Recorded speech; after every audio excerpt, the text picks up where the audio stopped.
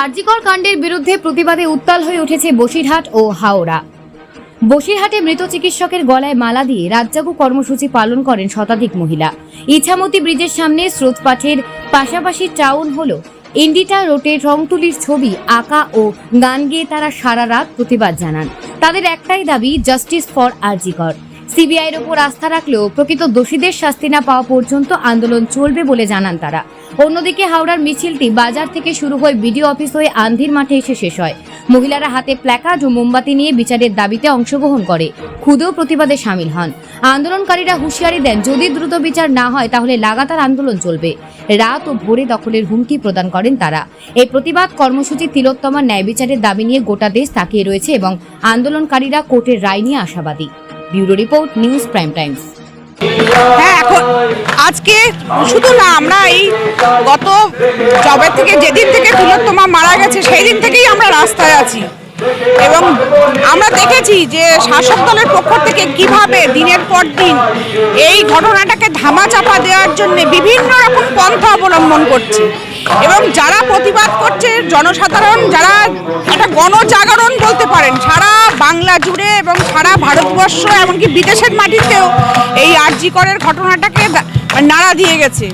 গণজাগরণটাকে তৃণমূলের বহু নেতারা এটাকে রাজনীতি বলে দাগিয়ে দেওয়া হচ্ছে আমাদের, এবং আমরা চাই যে এটা সঠিক বিচার হোক, দোষীরা শাস্তি পাক।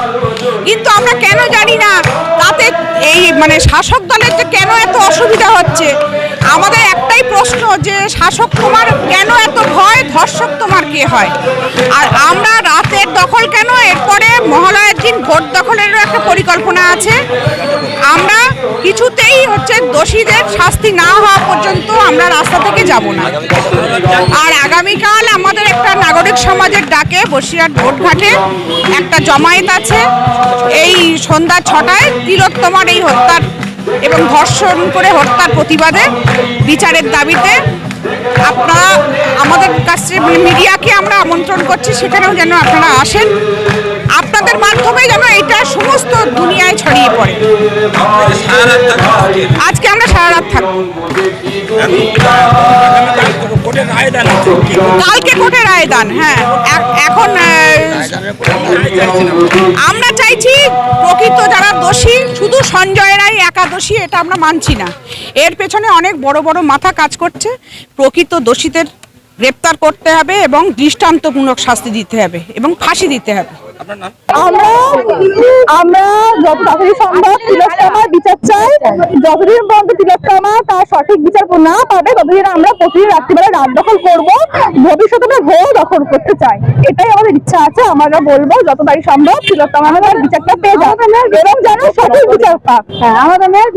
এবং তাছাড়া এই দিদি যিনি তিলোত্তমা, সেই দিদি ছাড়াও যেন আমরা যেন নিরাপত্তা পাই, রাত্রিবেলা আমরা যেন একা বেরোতে সাহস পাই। এই বিচারটা আমরা চাই, যত তাড়াতাড়ি সম্ভব যেন দিদিটা বিচার পায়।